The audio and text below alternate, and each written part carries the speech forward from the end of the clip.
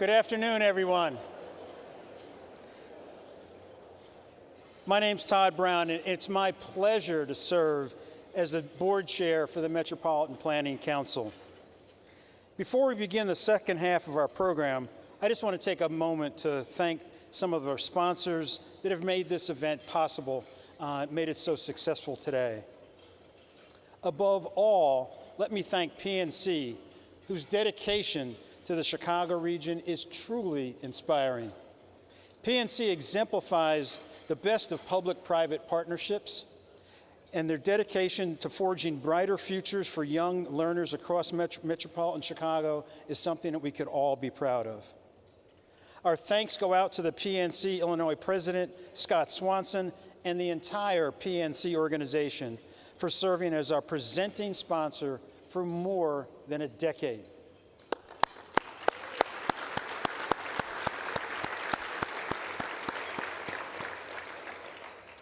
We'd also like to recognize others who made this event possible. Our champion sponsors, the Crown family, whose patriarch Lester Crown has served on the MPC board since 1982 and is an inspiration to all for his dedication to this great city that we all call home. Pat and Shirley Ryan, who also sponsored this event at the champion level. You heard a bit about the power of their philanthropy, and we are so grateful and inspired by their support. Thank you so much.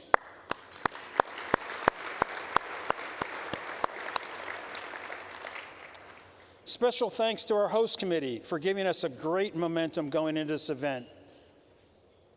And to our lead sponsors. Let me go through them all. Abbott, BMO Harris Bank, Kent Daughton, and the chairman of the Keystone Capital Group, Janet and Craig Duchessois, the Harris Family Foundation, Ned Janata, JLL, JP Morgan, LaSalle Investment Management, Mammoth Dunes, J. Landis Martin, Andrew J. McKenna, and last but not least, Wintrust.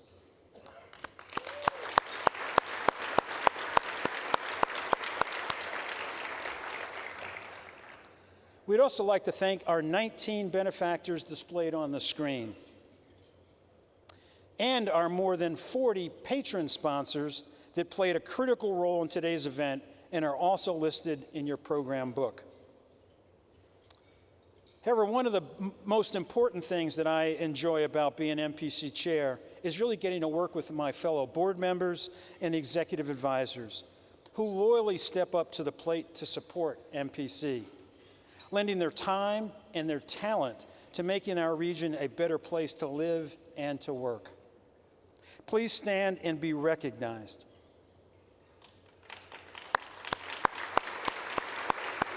You're out there.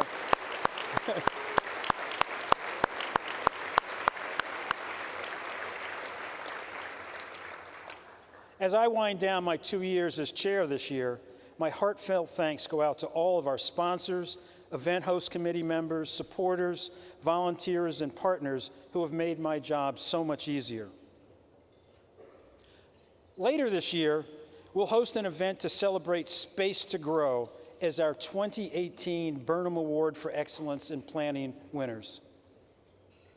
But with more than 700 friends in the room, we couldn't resist sharing a few images of how this partnership between Open Lands, Healthy Schools campaign in Chicago, the Chicago Public Schools, the Chicago Department of Water Management, and the Metropolitan Water Reclamation District, which is transforming Chicago's schoolyards into beautiful and functional outdoor spaces for people to play, learn, and garden while reducing neighborhood flooding. I'd like to warmly recognize those in the room today who have worked tirelessly on behalf of Space to Grow. Please stand and accept our applause for this shared honor.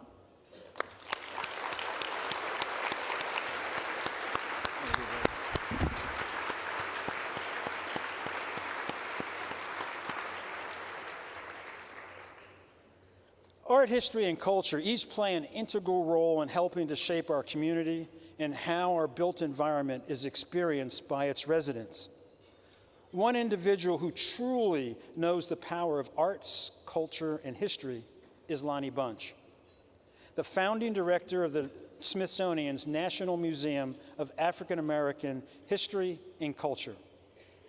I got to tell you, getting a ticket to the so-called Blacksonian is hard. It's like Hamilton hard. But I can tell you it's absolutely worth the wait. It was probably the museum opening of the century. Prior to signing on to lead this unbelievable museum, Lonnie was the president of the Chicago History Museum. There he led the successful campaign in celebration of its 150th anniversary. He initiated an unprecedented outreach to diverse communities and launched a much-lauded exhibition titled Teen Chicago. Another one of Lonnie's accomplishments was hiring Joy Bivins as curator of the History Museum, including the provocative race exhibition with powerful images that really connected with our MPC Cost of Segregation initiative. Joy recently moved to Charleston, and I hope that things are going well given the hurricane going down there. And she is going to become curator of the International African American Museum, which is now scheduled to open in 2020. We're especially grateful to have Lonnie share his insights with us because he's currently on sabbatical in London, writing a book about his experiences in opening the museum. He's taking only one break during his time away from his job, and it's here to be here with us today. Thank you, Lonnie. Chicago welcomes you home.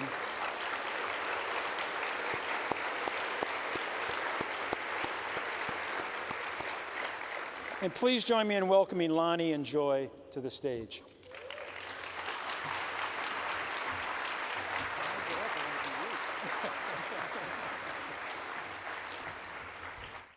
Dear. Thank you. Oh. So it's been a while since we've talked, Lonnie, but it's really wonderful to be here at the MPC Annual Luncheon and have the opportunity to have a dialogue with you about museums, about arts and cultural institutions, and the impacts that they can have on our cities, our regions, and the like. Of course, Lonnie and I have known each other for a bit of time, and that Teen Chicago exhibition that was mentioned was my first gig. And so it's really wonderful to be here with you. And I'd like to start our conversation really by talking about how it feels to be back in Chicago. You've been away for a while. Well, first of all, let me say what an honor it is to be with you. When you hire somebody and you hope they're going to do more than you could imagine, and you've turned out to be spectacular, so thank you. I really appreciate that.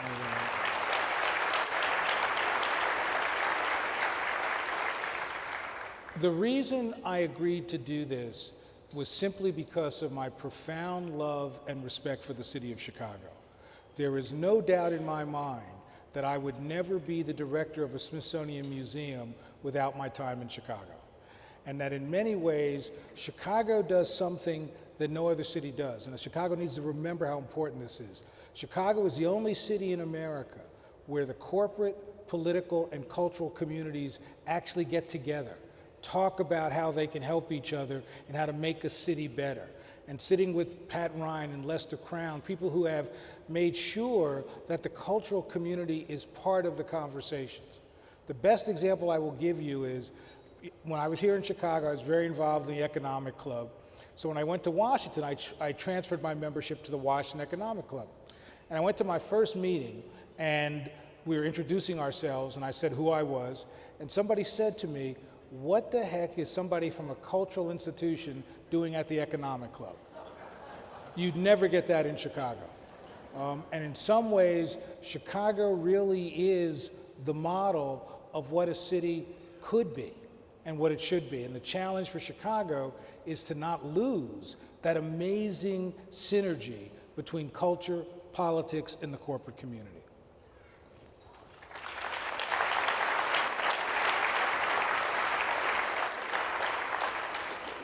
So I brought my questions with me because you do not come and speak with Lonnie Bunch without being prepared. And so, Lonnie, obviously you're the founding director of the National Museum of African American History and Culture, and I want to start our conversation there. The museum has been open nearly 2 years now and has become an anchoring force not only within the DC community, but nationally and internationally. I wonder if you could just walk us through the founding, creation, and really the mission of the institution. When I left Chicago, which was really the hardest decision of my life, I went back to Washington and they said to me, we have an idea on paper to have a museum. Could you figure out what it is? So I started with a staff of 2, had no idea where the museum would be, had no collections at all, unlike any other museum, and had no money. Oh wait, my daughter gave me $7.20 to begin. So in many ways, it was the museum of no. But what I realized is this museum had been floating around as an idea since 1913. And I thought it was important to actually figure out, how do you create a 21st century museum? How do you create a museum from scratch? So part of what I did was really think about, what's the vision of a 21st century museum as part of the Smithsonian? And the vision was simple. And again, shaped by people in Chicago. Before I left, I became very close to Mamie Mobley, who was the mother of Emmett Till, a child that was murdered in 1955. And she used to always say to me, there's nothing more important than helping people remember the richness of history. So I thought that if I would create a museum, it would be a place that would be rich in history. But it also had to be a place that said, this is not an African American museum for African Americans. This is the story that has shaped us all.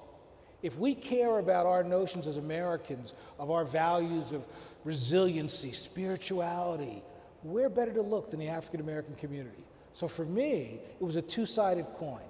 Yes, to deeply into this history, to find moments that will make you cry when you ponder the pain of slavery and segregation, but also to find those moments that you can tap your toes to Duke Ellington or Aretha Franklin or somebody from the hip-hop world. I have no idea who it would be.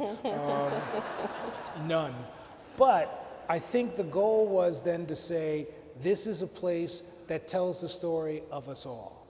And in some ways, that's what Chicago taught me, is that Chicago's at its best when it realizes that its history is shaped by everybody that comes into the city, that it's a story that really continues to change, and it's a story, as Pat said, of people who standing on shoulders who made a city great. And that's what I tried to do with this museum. The reality is, now there are a staff of 250 people. We've collected 40,000 artifacts. We raised $600 million to build the museum. And we expected an audience of 4,000 people a day. We're getting 8,000 to 10,000 people a day. The tickets are so hard to come by that suddenly I found cousins, old girlfriends. It's amazing how popular I am. If only I was this popular in high school, you know? But I think the reality is that what's powerful about the museum is that, first of all, 25% of the people who come to the museum have never been to another museum in their lives. Secondly, which I think is really important, it's the most diversely visited museum in America. About 45% of the visitation is non-African American, so you suddenly see people crossing lines, sharing memories, trying to figure out how to make a country better.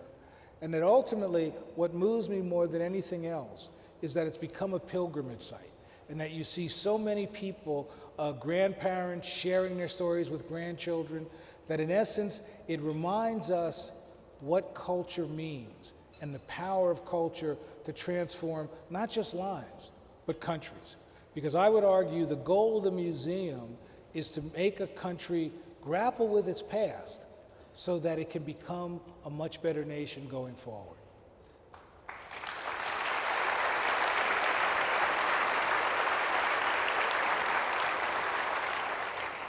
So, Lonnie, one of the things you brought up is your visitorship, which in many ways has surpassed your expectations and has gone into the millions and so on and so forth.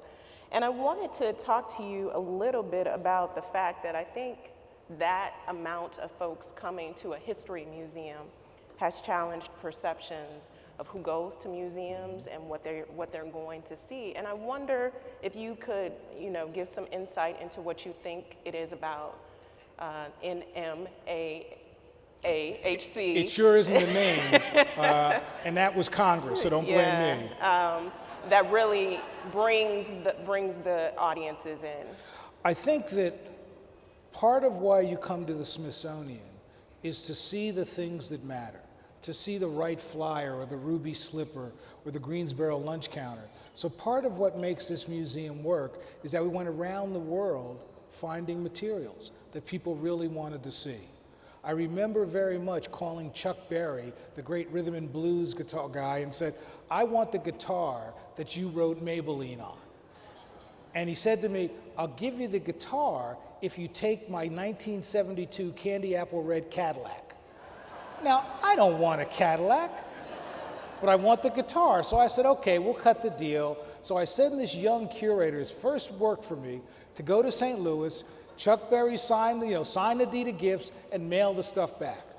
Well, all of a sudden, he calls me panicked, saying, Chuck Berry just realized he can't trust you. And I said, what did I do? So I get on the phone with Chuck Berry, and Chuck Berry says, I just discovered you work for the federal government. So I said, well, I can't do anything about that. And I said, what can I do to build your trust? He said, have your guy eat lunch with me. So I said to the young curator, I don't care what he serves, eat it. Well, Chuck Berry served 25 ice cream sandwiches.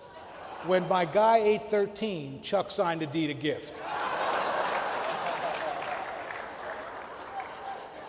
It was really that kind of work to find the wonderful rich collections. But I'll tell you one that really makes me very proud. I wanted to find a remnants of a ship that brought the enslaved people from Africa. So I had to go around the world, mapping the ocean floor, finding ships. Finally, I found one that left Mozambique, was on its way to the New World, and sank off the coast of Cape Town. And what happened was that we found it, and when I found the ship, I said, I need to go back to Mozambique, where there were 512 people from the Mozambique community. So I went back to the Makua tribe, and I said, we are finding this ship that had some of your relative ancestors on it. So the chief was very happy, and he gave me a gift, he said, this is for you. And it was a vessel covered with cowrie shells. And I opened it, and it was full of dirt. And I'm trying to figure out, okay, I know I'm from Jersey, but what is this about a gift? I'm trying to figure that out. He said to me, would you do me the honor of taking this dirt and taking it back to the site of the wreck and sprinkle it over the wreck so for the first time since 1794, my people can sleep in their own land. That's the kind of work history can do if you're willing to be expansive and to think creatively. Ultimately, what is powerful about the museum is that it's a place people come to understand not just who they were, but understand a bit more about who we are today, and maybe, just maybe, point us towards a better future.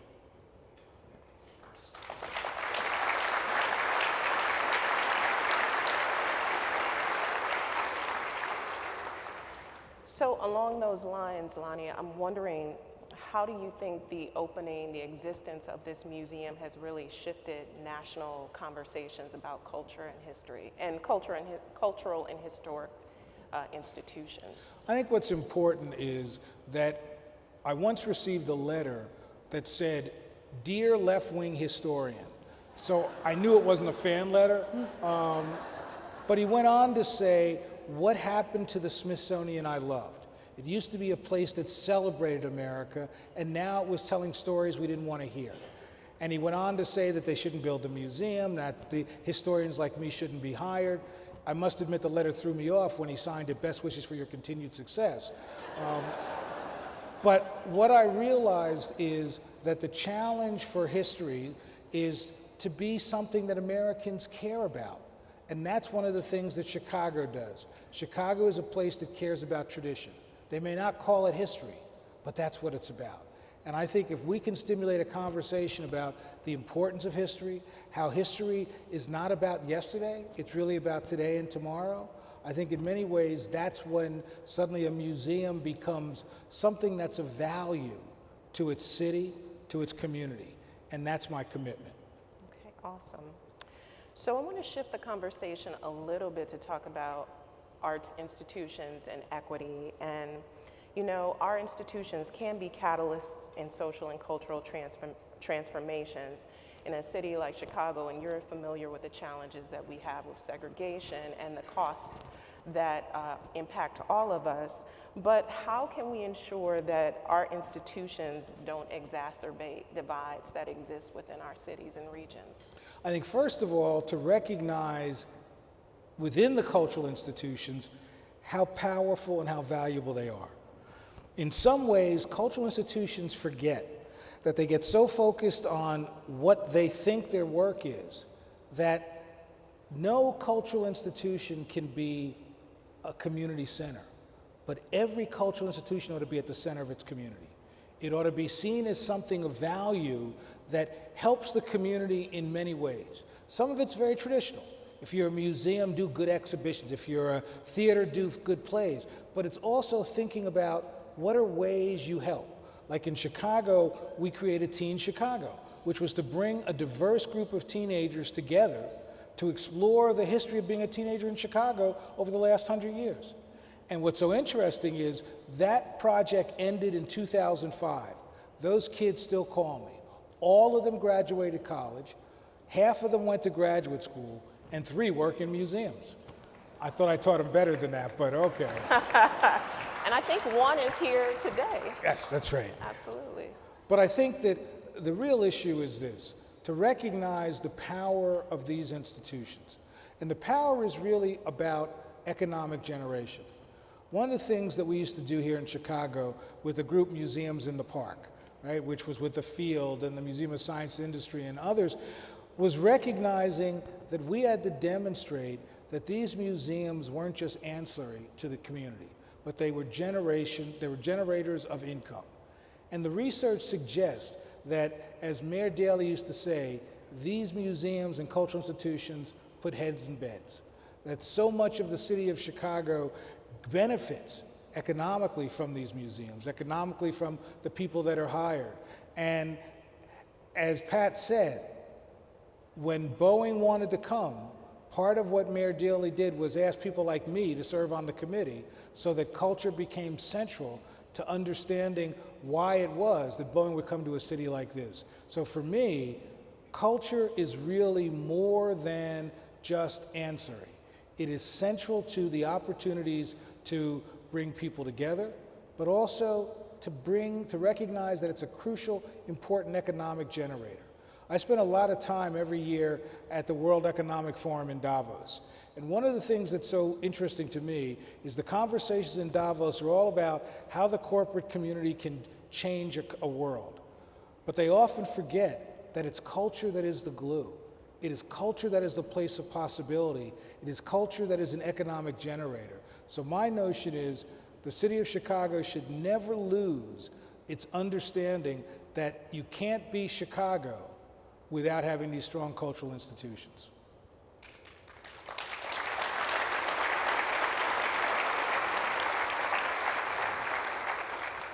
So in your own experience with the National Museum, how do you see that institution really creating a dialogue about change and change within our communities, change within our economic and cultural lives?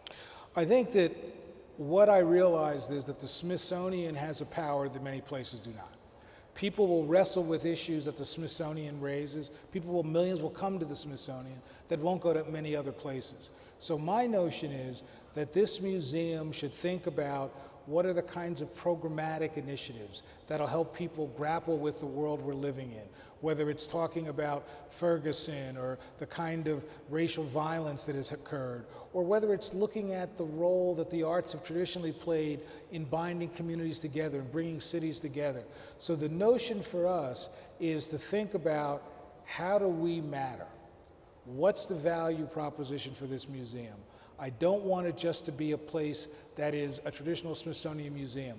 Great to visit, and once you're done, you don't remember it. What I want is to be a place that challenges you, that expects you to do a little work when you come through the museum, and expects you then to take those issues back with you as you grapple with who you are in whatever city you live in. So another shift, a little bit of a shift, but throughout your career, you've worked in a number of communities. And I wonder, when you think about your experiences in DC, coupled with your time here in Chicago, and maybe even your time in Los Angeles. Are you saying I couldn't keep a job? No, I'm not saying Okay, that I'm at just all. wondering. I'm not saying that at all. What lessons do you have to share with both large and small cultural institutions, funders, artists, and even maybe policymakers about how arts, history, and culture impact community and drive change?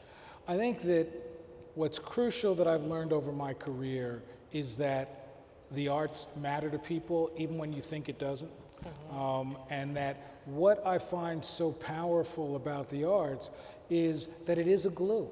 It really holds communities together. And so the challenge is, how do you cross boundaries? How do you make sure that those who go to the DuSable Museum just aren't of a particular community? How do you ensure that institutions like the Chicago History Museum really grapples with the rich diversity of the city of Chicago?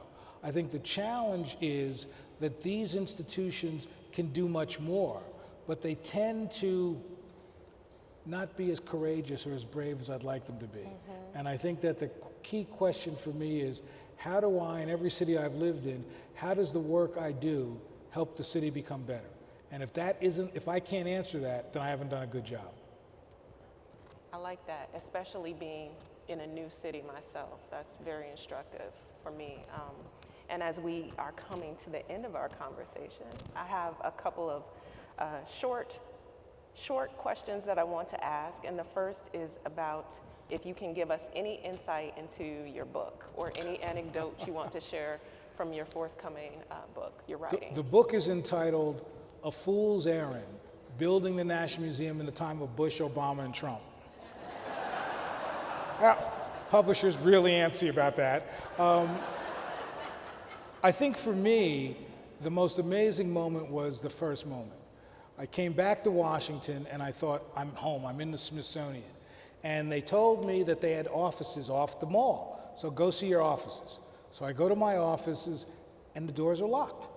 So I walk down to the management office and say, I'm the new director of the Smithsonian Museum, I'd like the keys to my office. They said, we don't know who you are, we're not gonna let you in. I went down to security, I figured I could work security. So I went down and said, look, let me in, and they said, we think you're a thief. I said, no, wait a minute. What am I gonna steal in an empty office? And I got a tie on. How many thieves have a tie? But okay. So then I'm standing in front of the door, can't get in, and a maintenance guy comes by, and he's got a crowbar. So I actually had to break into my offices to begin the job. And what that told me was, I learned a lot in New Jersey and Chicago. But it reminded me that nobody was ready for a museum of this type. Not the Smithsonian, not the public, not the government, maybe not even me. And so for me, breaking into that door really meant we were opening a world of possibilities that none of us could yet define. And so I think that's how I begin the book. Awesome. And my last question has to do with, what do you miss most about Chicago? Oh, wow. Part of it is I miss the philanthropic community. I miss, talking to Pat and Lester and others. I also have to be honest, I miss the White Sox. Okay. Okay, I miss the White Sox. What I don't miss is sitting in traffic on the way to O'Hare. I don't miss that at all. But I'll tell you what I miss more than anything else. The sense that this is a city that looks back and looks forward. And it's a city that makes no little plans. That's what I miss, the kind of boldness that would create a Millennium Park, the boldness that would create a white city in the 19th century, the boldness that said, this can be the city that can change the world and model what we expect. I miss the boldness of Chicago. And on that note, I'd like you to join me in thanking Lonnie Bunch, the founding director of the National Museum of African American History and Culture. Thank you.